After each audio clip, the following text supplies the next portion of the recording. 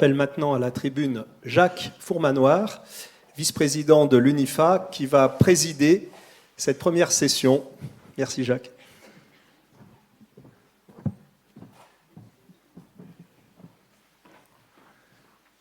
Bonjour à tous.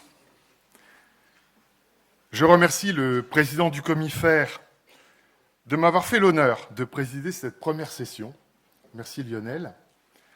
Pour tout vous dire, il a fait avec moi comme avec les étudiants, il ne m'a pas vraiment donné le choix.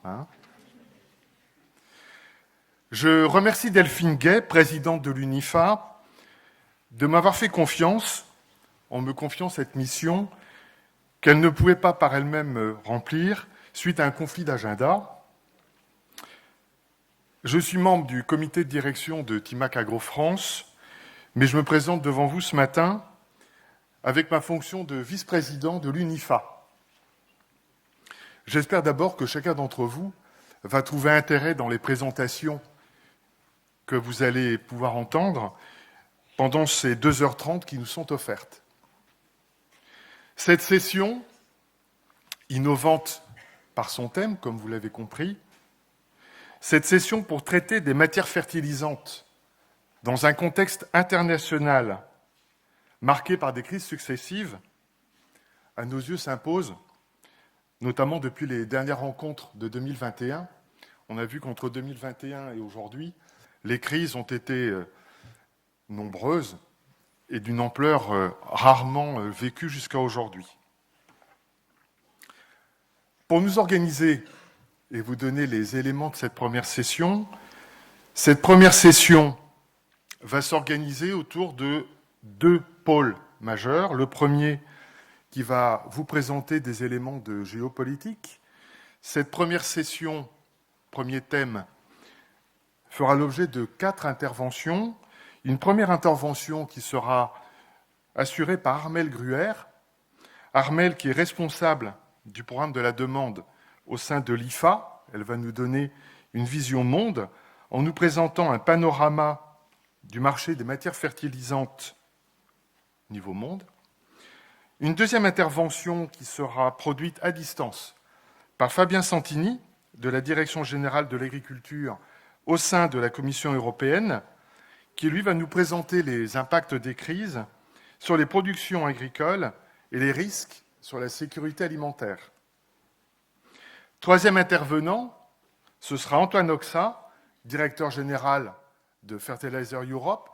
Antoine, j'en profite au passage pour que vous puissiez nous dire ce que vous appelez Europe. C'est une notion bien souvent qu'il convient de redéfinir.